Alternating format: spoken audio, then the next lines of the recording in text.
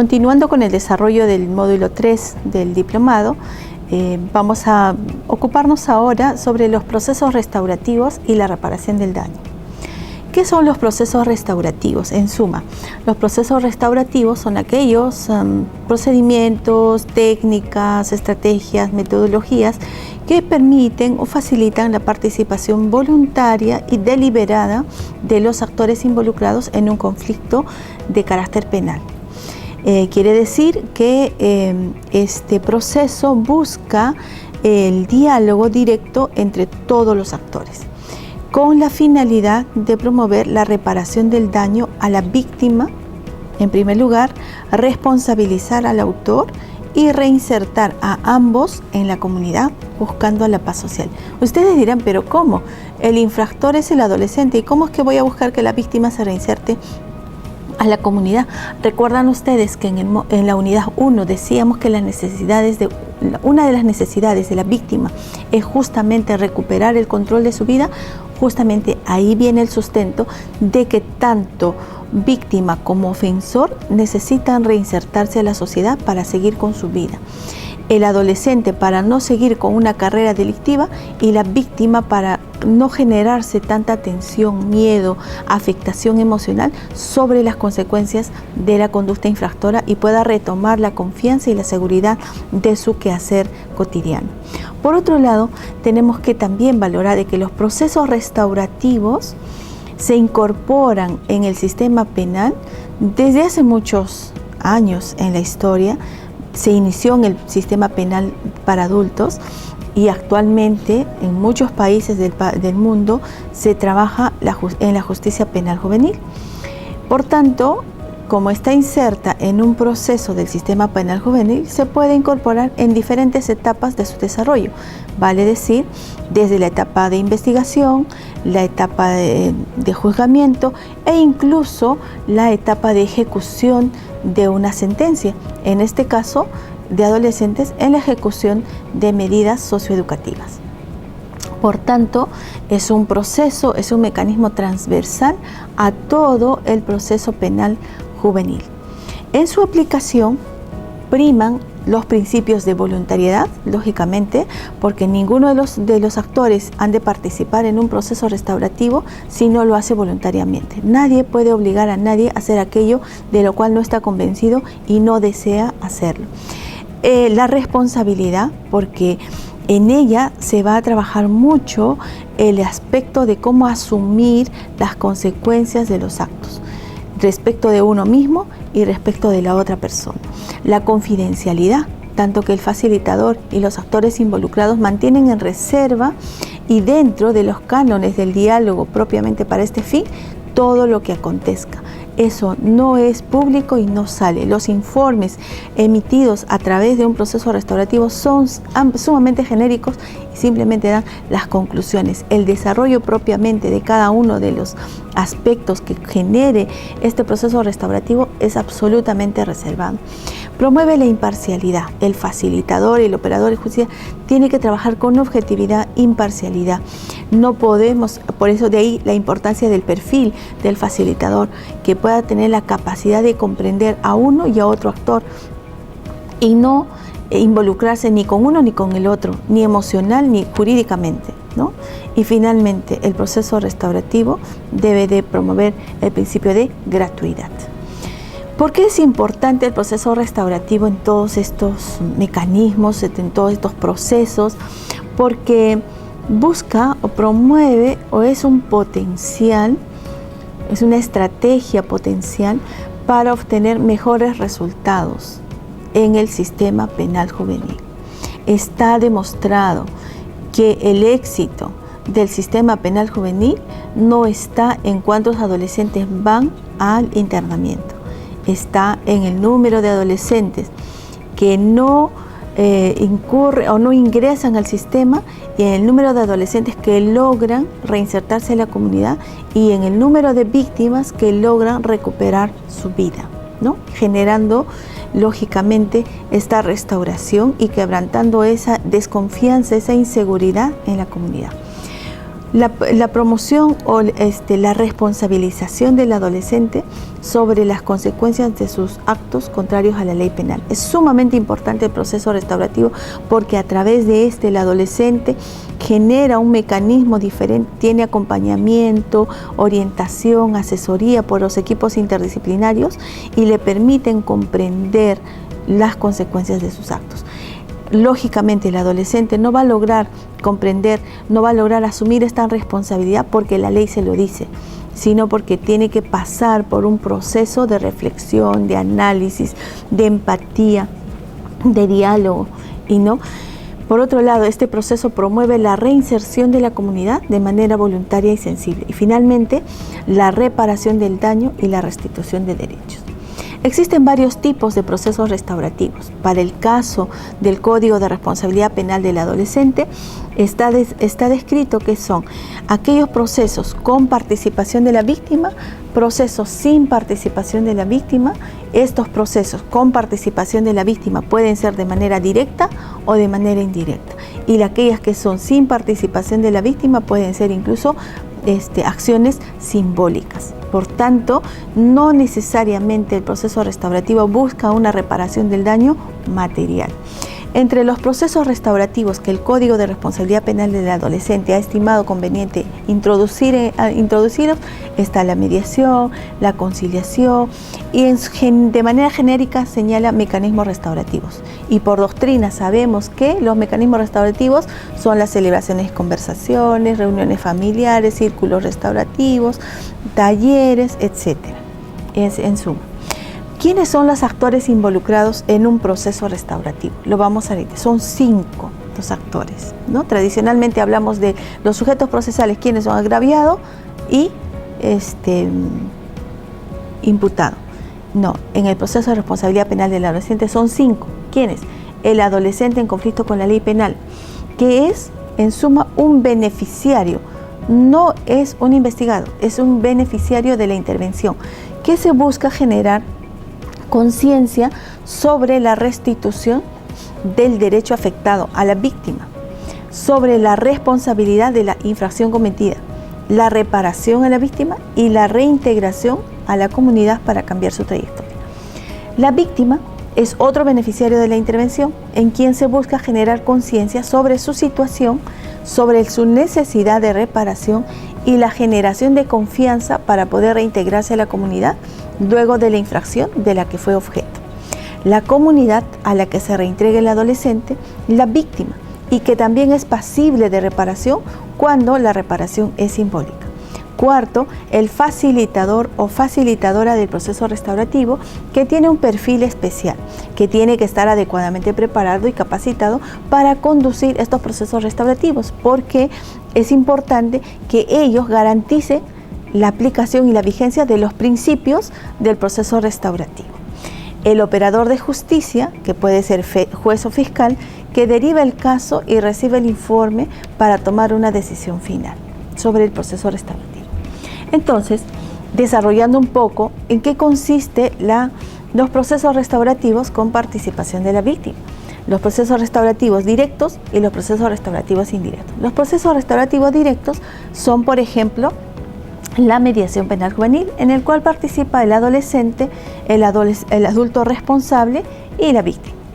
Puede ser una reunión familiar en la cual participa el adolescente, la familia, la víctima y personal de apoyo.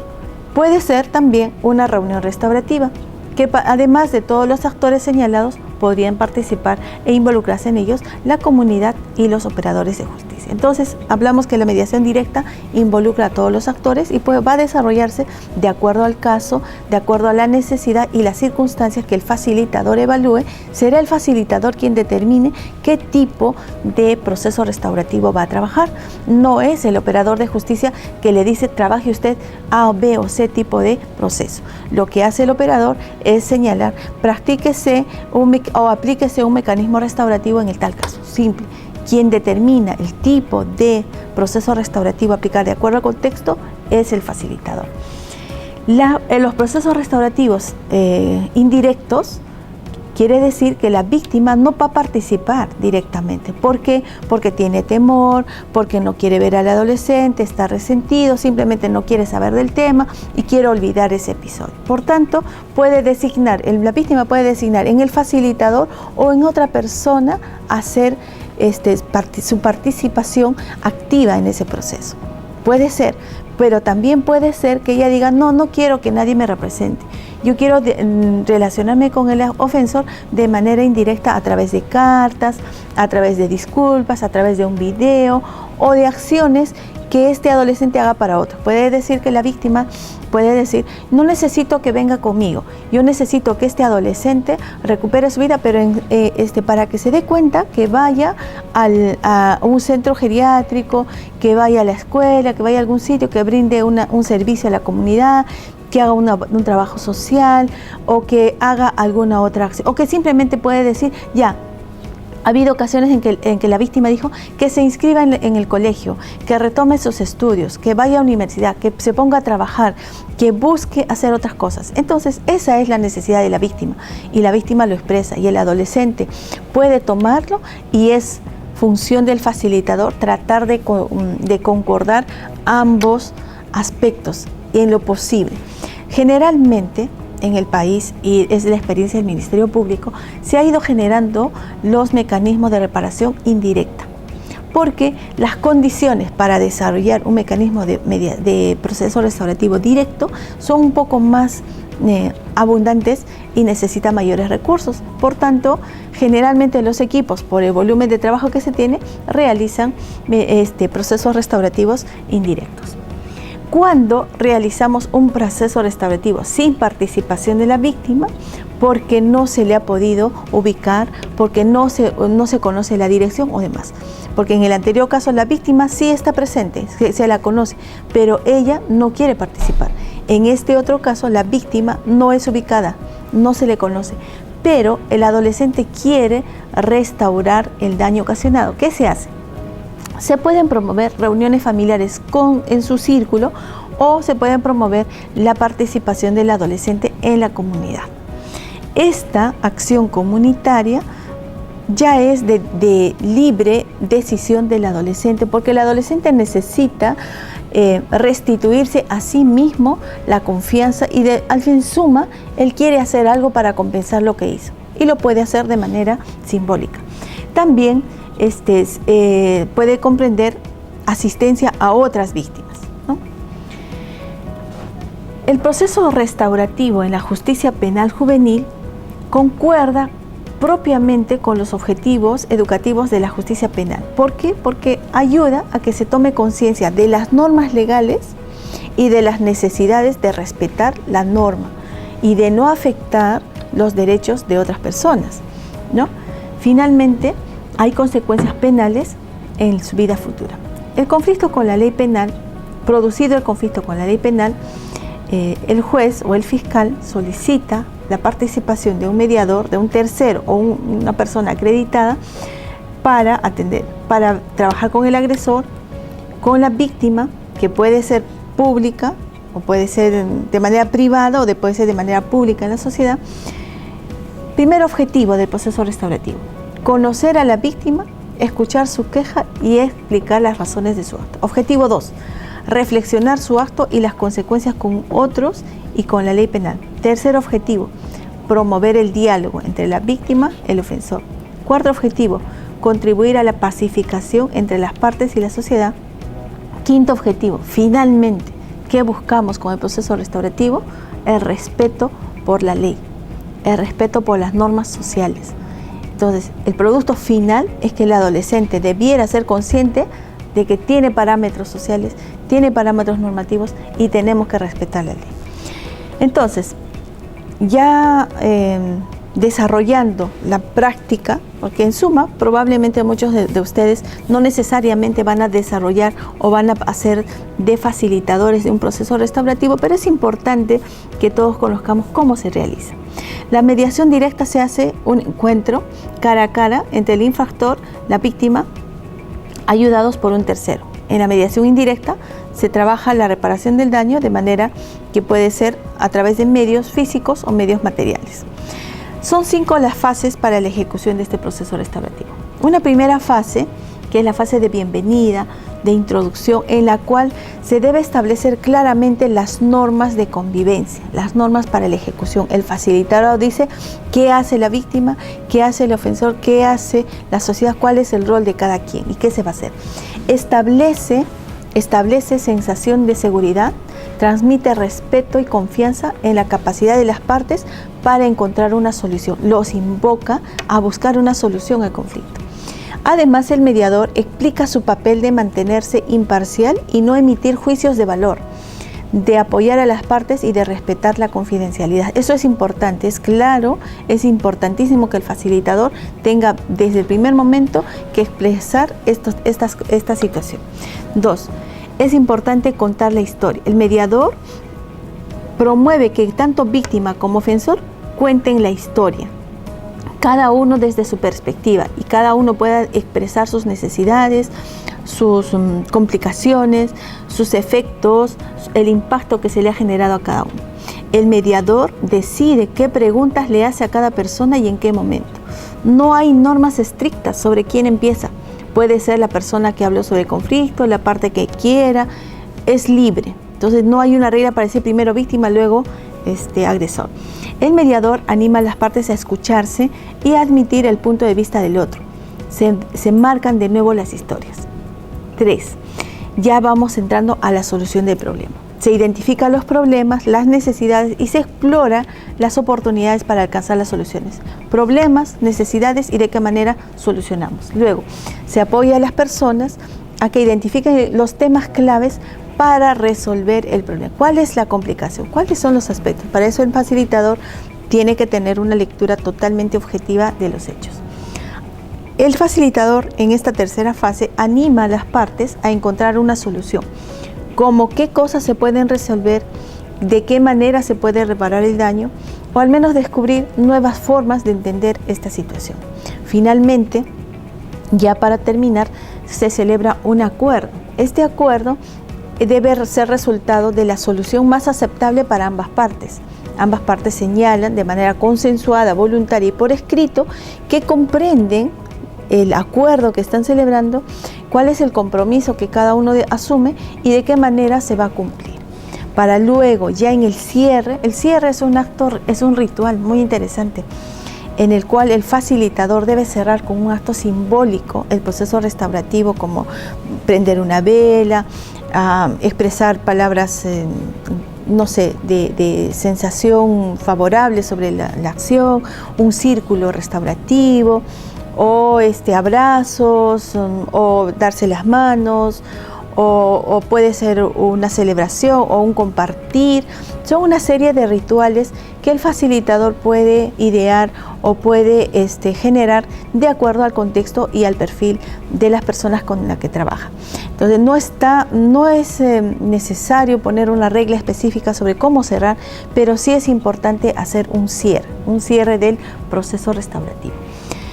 ¿Cuáles son los indicadores que le permite al facilitador, habiendo concluido el proceso y habiendo cerrado el proceso, saber, conocer, interpretar, comprender si el proceso restaurativo tuvo éxito o no? El facilitador observa permanentemente, antes, durante y posterior al desarrollo del proceso restaurativo, 3 aspectos.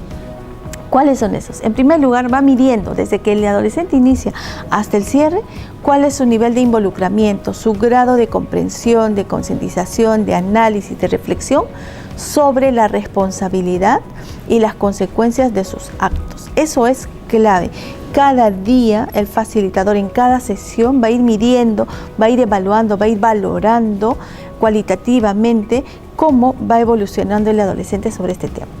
En segundo lugar, evalúa la generación de esa empatía del adolescente y su familia con la víctima, porque nada se hace por obligación. El proceso restaurativo no es una obligación, es un tema voluntario, eminentemente consciente y emocional. En tercer lugar, va a percibir su relación con la comunidad. ¿Qué significa esto? Significa que el facilitador va a medir cuánto el adolescente está dispuesto a dejar futuras conductas infractoras para reinsertarse en la sociedad de manera sostenible. ¿Y qué va a hacer para mantenerse en ella? Y va a observar en la comunidad también qué condiciones le ofrece. Entonces, en muchos casos el adolescente en esta fase termina con un plan de vida, con un proyecto de emprendimiento, con un plan de estudio, con un plan familiar, etc. Entonces, es sumamente importante que el facilitador durante el proceso realice el número de sesiones que le permita obtener esos indicadores, hasta lograr tener un diagnóstico más cercano posible a la realidad y al futuro sostenible de este proceso. Entonces, tenemos claro de que el proceso restaurativo tiene 5 fases que deben desarrollarse de manera libre, de manera voluntaria, facilitada, promovida por el facilitador, pero debe cerrarse en la medición de esos indicadores de logro.